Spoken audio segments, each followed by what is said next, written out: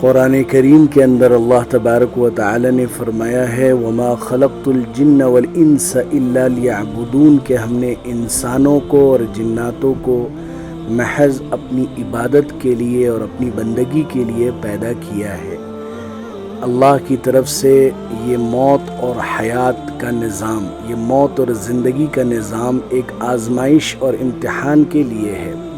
چنانچہ پارہ 29 سورہ تبارک الذی کی پہلی آیت میں ہی اللہ تعالیٰ نے فرمایا ہے تبارک الذی بیدہ الملک وہو علی کل شیء قدیر کہ بابرکت ہے وہ ذات جس کے قبضے قدرت میں ساری کائنات ہے، جس کے قبضے قدرت میں بادشاہت ہے، حکومت ہے، اور وہ ہر چیز پر قادر ہے۔ الذی خلق الموت والحیات لیبلوکم ایکم احسن عملا، اللہ تعالیٰ کی ذات وہ ذات ہے جس نے موت اور حیات کو پیدا کیا ہے تاکہ وہ تم کو آزمائے کہ تم میں سے کون عمل کے اعتبار سے کتنا اچھا ہے۔ تو یہ زندگی آزمائش کے لیے ہے، یہ دنیا دارالعمل ہے، دارالامتحان ہے۔ الدنیا سجن المؤمن و جنت الکافر، حدیث پاک میں آیا ہے کہ دنیا مومن کے لیے قید خانہ ہے، کافر کے لیے جنت ہے، اور اللہ کے نزدیک اس دنیا کی کوئی حقیقت نہیں ہے۔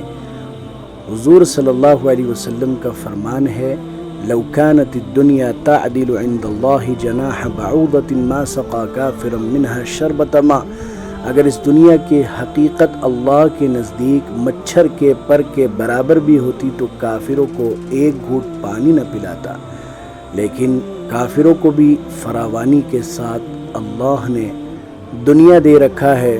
اس سے معلوم ہوتا ہے کہ دنیا کی کوئی حقیقت اللہ کے نزدیک نہیں ہے۔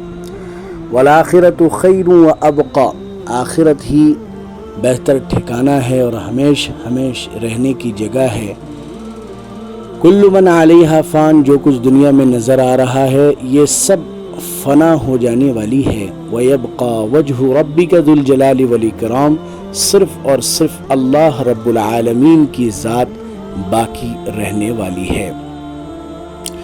قرآن کریم میں اللہ تعالیٰ یاد دہانی کراتے ہیں افحسبتم انما خلقناکم عبثا وانکم الینا لا ترجعون، کیا تم یہ گمان کرتے ہو کہ ہم نے تم کو بیکار اور عبث پیدا کیا ہے، یوں ہی پیدا کیا ہے، وانکم الینا لا ترجعون، اور تم ہماری طرف لوٹ کر نہیں آؤ گے؟ نہیں، سب کو لوٹ کر اللہ کی طرف جانا ہے۔ قبر میں مٹی ڈالی جاتی ہے تو دعا پڑھی جاتی ہے منہا خلقناکم وفیہا نعیدکم ومنہا نخرجکم تارۃ اخری، اللہ تعالیٰ فرماتے ہیں اسی مٹی سے ہم نے تم کو پیدا کیا، اسی مٹی میں ہم تم کو لوٹائیں گے اور اسی مٹی سے ہم تم کو پھر سے پیدا کریں گے اور حساب و کتاب ہوگا۔ موت کے بعد جو آخرت کی زندگی ہے اس میں جنت اور جہنم کا نظام اللہ تعالیٰ نے بنایا ہے کہ فرما برداروں کے لیے جنت ہے اور نافرمانوں کے لیے جہنم ہے، اور حساب و کتاب یقینی ہے۔ چنانچہ قبر میں 3 سوال ہوں گے، من ربک، ما دینک، من نبیک، کہ تمہارا رب کون ہے، تمہارا دین کیا ہے، تمہارے نبی کون ہے، یہ سوال ضرور ہوگا۔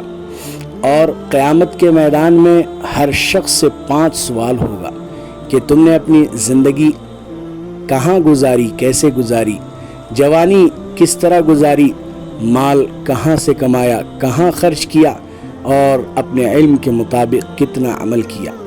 قیامت کا منظر نفسی کا ہوگا، ہر شخص اپنی فکر میں ہوگا، کوئی کسی کو نہیں پہچانے گا۔ قرآن کریم میں اس منظر کو اللہ تعالیٰ نے یوں بیان فرمایا ہے یوم یفر المرء من اخیہ و امہ و ابیہ و صاحبتہ و بنیہ لکل امرئ منہم یومئذ شأن یغنیہ، کہ انسان قیامت کے دن اپنے بھائی سے بھاگے گا، اپنی ماں سے بھاگے گا، اپنے باپ سے بھاگے گا، اپنی بیوی سے بھاگے گا، اپنی اولاد سے بھاگے گا۔ نفسی کا عالم ہوگا، ہر ایک کو اپنی پڑی ہوگی، کوئی کسی کو نہیں پوچھے گا۔ تو یقیناً حساب و کتاب ہونا ہے، اور پھر اس کے بعد جنت اور جہنم کا فیصلہ ہونا ہے۔ جنت ساری نعمتوں کے ساتھ اللہ تعالیٰ نے تیار کر رکھا ہے، اور جہنم عذابوں کے ساتھ، مصیبتوں کے ساتھ، پریشانیوں کے ساتھ تیار کر رکھا ہے۔ اس لیے وَهَدَيْنَاهُ النَّجْدَيْنِ، قرآن میں اللہ نے فرمایا ہم نے دونوں راستے دکھلا دیے، جنت والا بھی جہنم والا بھی۔ اب ہمیں اپنا ٹھکانہ خود چننا ہے۔ اللہ تعالی ہم سب کے لیے جنت کا فیصلہ فرمائے۔